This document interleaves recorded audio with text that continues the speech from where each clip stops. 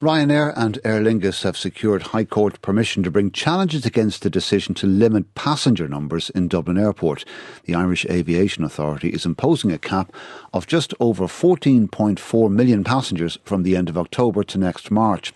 Residents are opposed to further expansion at the airport, particularly nighttime flights and increasing noise pollution. Ryanair say it could lose over 1 million seats. Travel journalist and editor of Travel Extra, Eoghan Corry, is with us. Morning, Eoghan. So what now?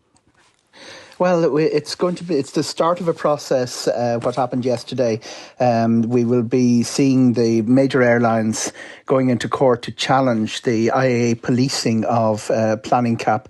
The history of the planning cap is that it was put in place in 2006 because of concerns about ground transportation to the airport, the M50, and that's what the airlines will be arguing, that we need an expedited process to get that planning, the number of the passenger cap, which is on the airport, lifted, or we will be facing problems for passengers through the winter. Is there any possibility the cap could be dropped by the Irish Aviation Authority?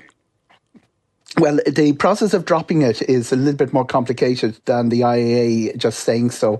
It's a board planola condition on the planning for the building of Terminal 2 imposed back in 2006, when 32 million seemed a long way away.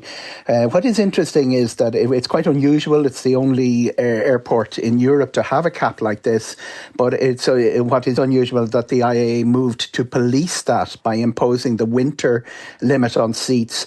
Didn't cause a huge amount of problems for the summer of 2004, but it's already creating problems for the slots that the airlines are looking for, and they are saying that it is going to push down the supply of seats and push up prices. It's the IAA they're just implementing the board planola condition, and it'll have to come back to politicians to make any change on that, because if the planning process is allowed to proceed at the pace the planning process tends to proceed, we could be tied up with this for another 4 years. Could the regional airports instead take on more passengers? Why does it have to be Dublin? It has to be Dublin because Dublin's where the connections are and the number and the population is, the base population is. There is very ambitious expansion plans for Cork, Shannon and Belfast. Belfast was also looking for some of the flights that couldn't come into Dublin because it's the obvious candidate.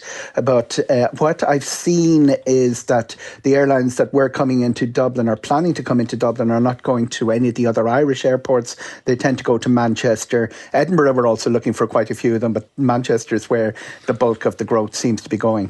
Separately, Eoghan, a result expected today in the ballot of pilots at Aer Lingus on the Labour Court pay deal. How do you think it's going to go? It's pretty certain, absolutely certain. The only question is what the proportion will be. It'll be in the 90s that they will accept. The acceptance is almost a foregone conclusion. The IALPA pilots are very loyal. They follow what their executive does. And we've had a fairly clever solution brought in by, a very dexterous solution brought in by the Labour Court, which proposes a pay increase which totals about 18%. Loads of issues, loads of clever ways that was done, like moving the 3-year cycle to a 4-year cycle. And everybody expects the pilots to accept. Since Wednesday, it's been business as normal back for Aer Lingus. The flights, there have been no cancellations. And we can expect, I think, this is a 4-year pay agreement. We can expect this to set the tone for pay agreements to come. I'd be very surprised if we're back in the situation we were last summer for many, many years to come. And have airlines returned to normal after last Friday's global IT outage?